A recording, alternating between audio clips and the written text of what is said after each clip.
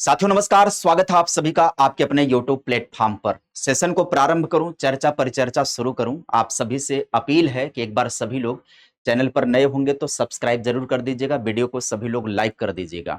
जी हां, बीएड छात्रों को लेकर के बड़ी खबर आ रही है। इंटर्नशिप का नियम बदल गया है। जी हां, बड़ा बदलाव किया जा रहा है बीएड को लेकर के। और दूसरी महत्वपूर्ण खबर आज के इस सेशन में होगी, कोचिंग पर सख्त कार्रवाई, सरकार की कड़ी नजर बनने जा रही है। जी हाँ, इन दिनों आप देख रहे होंगे सरकार ने जबरदस्त डाइवर्ट किया है लोगों को।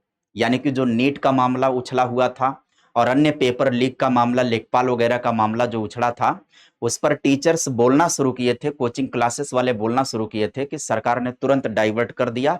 और डाइवर्ट करके क्या क्या हरकतें हुई हैं वो आपसे बची नहीं है, छुपी नहीं है। आइए सेशन को प्रारंभ करें, चर्चा परिचर्चा अपना शुरू करें। पहली खबर पर आते हैं। आज की जो महत्वपूर्ण खबर है उसमें शिक्षा जगत की महत्वपूर्ण खबर में सबसे पहले कोचिंग संस्थानों की बात पर चले। कोचिंग संस्थानों की बात करने से पहले बीएड वाले कॉलेजों की बात कर लें, बीएड प्रशिक्षण की बात पर आ जाएं। बीएड के छात्रों के लिए नया नियम लागू कर दिया गया है। अब राजकीय और एडेड कॉलेजों से ही करनी होगी इंटर्नशिप। ये इंटर्नशिप अभी तक ना फ्री छोड़ा जाता था। लोग कहीं ना कोई जूनियर स्कूल देख करके अपना वहां से कर लेते थे प्रोग्राम। अब जो है फर्जी इंटर्नशिप प्रमाण पत्रों पर पूरी तरह से लगेगी रोक। अब देखने वाली बात है कि कागजों पर यह बदलाव दिखाई पड़ता है या वास्तव में जमीन पर यह दिखाई पड़ता है। लेकिन जो भी पहल की जा रही है वो पहल जो है गुणवत्ता की दिशा में ठोस कदम उठाया जा रहा है। अब तक निजी संस्थानों में गुणवत्तापूर्ण प्रशिक्षण नहीं मिल पा रहा था, ऐसी मान्यता थी। जाहिर सी बात है, जहां बीएड प्रशिक्षण हो रहा है वहां पर निजी कॉलेज है, वहां पर अगर जूनियर की क्लास चल रही है तो वहीं पर इंटर्नशिप हो जाता था। कई बार इंटर्नशिप के नाम पर कुछ होता ही नहीं था, केवल फाइलों में और रिजल्ट में दर्ज हो जाता था इंटर्नशिप। लेकिन अब पहली बार ये बड़ा बदलाव होने जा रहा है। आने वाले दिनों में ऐसा ही बदलाव डीएलएड के अंदर भी अगर हो जाए तो चीजें और बेहतर हो जाएंगी, क्योंकि तब जो ट्रेंड लोग आएंगे ना उनके अंदर जेन्युइन में थोड़ी बहुत स्किल अपेक्षाकृत तो बढ़ ही जाएगी। फिलहाल यहाँ पर बात की जा रही है एनसीटीई 2014 के नियमों का सख्त पालन करने के। 20 हफ्ते की अनिवार्य इंटर्नशिप का नया स्ट्रक्चर बनाया जा रहा है। फेज 1 में जो पहला वर्ष होगा उसके अंतर्गत 4 सप्ताह की अनिवार्य इंटर्नशिप होगी। और फेज 2 जो होगा दूसरे वर्ष में 16 सप्ताह की अनिवार्य इंटर्नशिप होगी। और माध्यमिक शिक्षा निदेशक प्रताप सिंह बघेल द्वारा 5 जून को सभी मंडलीय संयुक्त शिक्षा निदेशक और डीआईओएस को जारी किया ये सख्त आदेश। और इस आदेश के तहत क्या होगा, इस आदेश के तहत यहां पर खबर में आइएगा, इस खबर को थोड़ा सा ध्यान दीजिए तो इसमें बातें क्लियर हो जाएंगी। देखिए यहां पर है कि बीएड पाठ्यक्रम करने वाले छात्र छात्राओं को राजकीय या सहायता प्राप्त माध्यमिक विद्यालयों से प्रशिक्षित यानी इंटर्नशिप करनी होगी। राष्ट्रीय अध्यापक शिक्षा परिषद एनसीटीई के नियमों को सख्ती से लागू करने को लेकर उच्च शिक्षा विभाग ने पहल की है। 2 साल के बीएड पाठ्यक्रम में पढ़ने वाले छात्रों के लिए 20 हफ्ते की इंटर्नशिप जरूरी होगी। पहले साल 4 सप्ताह का और दूसरे साल 16 सप्ताह की इंटर्नशिप अनिवार्य होगी। इसका रिकॉर्ड भी प्रस्तुत करना होगा। अब तक तमाम संस्थान फर्जी इंटर्नशिप प्रमाण पत्र लगा देते थे, इससे गुणवत्तापूर्ण प्रशिक्षण नहीं हो पा रहा था। माध्यमिक शिक्षा निदेशक प्रताप सिंह बघेल ने सभी मंडलीय संयुक्त शिक्षा निदेशकों और जिला विद्यालय निरीक्षकों को 5 जून के पत्र में लिखा कि एनसीटीई रेगुलेशन 2014 में दी गई व्यवस्था के अनुसार प्रदेश के सभी बीएड कॉलेजों, सरकारी अथवा निजी में पढ़ने वाले छात्र छात्राओं को प्रशिक्षण अनिवार्य रूप से राजकीय माध्यमिक विद्यालयों में कराया जाएगा। अब इसकी उपलब्धता कहाँ-कहाँ हो सकती है? क्योंकि स्कूल अगर बात करें, बीएड डिग्री कॉलेजों की बात करें तो कुकुरमुत्ते जैसे उगे पड़े हैं। कई जगहों पर, ऐसी जगहों पर भी स्कूल हैं जहां पर कोई भी स्कूल सरकारी या गैर सरकारी उस टाइप का स्कूल ही नहीं मिल पाएगा। तो ऐसे में इनका इंटर्नशिप कैसे हो पाएगा, एक बड़ी चुनौती रहेगी। फिलहाल इसको लेकर के निश्चित तौर पर जो पहल की जा रही है वो सकारात्मक पहल है, अच्छी पहल है, होना चाहिए।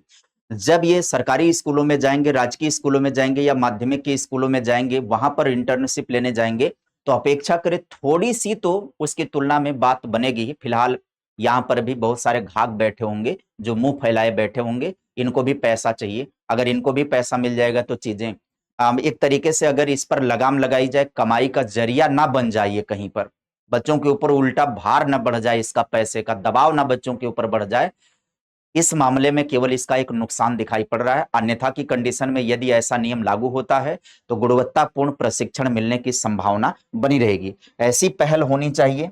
डीएलएड में भी जो इंटर्नशिप है उसे भी गुणवत्तापूर्ण बनाए जाने की दिशा में पहल करनी चाहिए। और दूसरी सबसे महत्वपूर्ण खबर की बात करें तो कोचिंग संस्थानों पर केंद्र सरकार की कड़ी नजर। जी हाँ, ये होना ही था, क्योंकि नीट के मामले में जो आवाज उठी थी और लेखपाल के मामले में जो आवाज उठी थी कोचिंग संस्थानों की तरफ से, टीचर्स की तरफ से, उस पर पहले तो रायता फैलाया गया 2 कौड़ी वाला।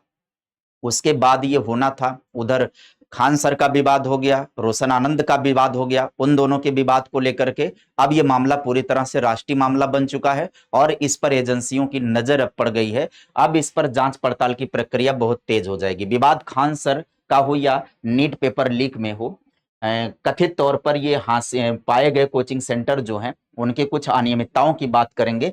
तो आइए कहानी की बात करते हैं। कोचिंग संस्थानों पर केंद्र की स्ट्राइक होगी, भ्रामक प्रचार पर सरकार की कड़ी नजर होगी, लाखों की फीस वापस, यानी 33 बड़े सेंटर पर कार्रवाई हुई, इतने करोड़ रुपए फीस वापस कराई गई, छात्रों को मिला है सीधा फायदा, ये दावा किया जा रहा है।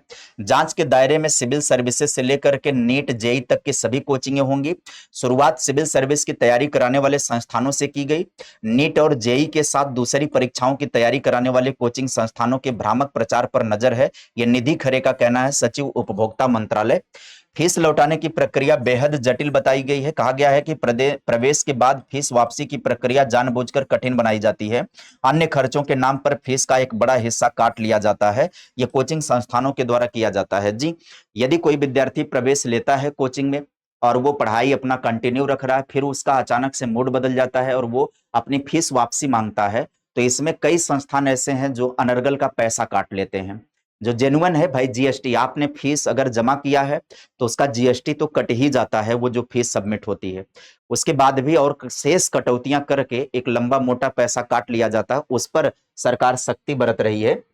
और आगे बात किया जा रहा है क्या, आगे बात यह की जा रही है कि फीस लौटाने की प्रक्रिया पर जटिल की बात की गई है। तो यहां पर आप देख सकते हैं कुछ जो संस्थान हैं, सिविल सर्विसेज के कुछ संस्थान हैं, केंद्र सरकार ने बीते 1.5 वर्ष में 33 संस्थानों पर भ्रामक प्रचार और अनुचित व्यवहार के मामले में 1.5 करोड़ रुपए का जुर्माना लगाया।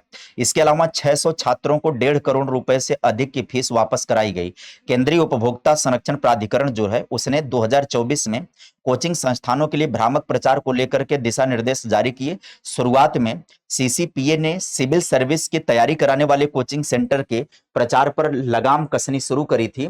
अब वह अपना दबाव बदलते हुए सीटों पर, यानी जेई और दूसरी परीक्षाओं की तैयारी कराने वाले कोचिंग सेंटर के दावों को भी सत्यता को परख रहा है। और सीसीपीए ने नवंबर 2024 में से मई 2026 के बीच 33 कोचिंग संस्थानों पर भ्रामक प्रचार को लेकर के 1,51,60,000 रुपए का जुर्माना लगाया था।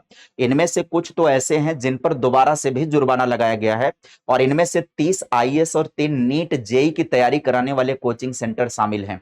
अब इनकी बात यह आ गई है कि यहां पर सख्ती में क्या देखा जाएगा कोचिंग संस्थानों में, पार्किंग स्पेस से लेकर के हायर प्रूफ है कि नहीं है संस्थान, इसको लेकर के, और छात्रों की फीस वापसी होती है सही सामान्य तरीके से या नहीं। और दूसरी बड़ी बात है, जो भ्रामक प्रचार किया जाता है, सिलेक्शन को लेकर के जो दावे किए जाते हैं, उस पर भी अब कड़ाई से निर्देश जारी किया जाएगा, उस पर निश्चित तौर पर जांच पड़ताल की जाएगी।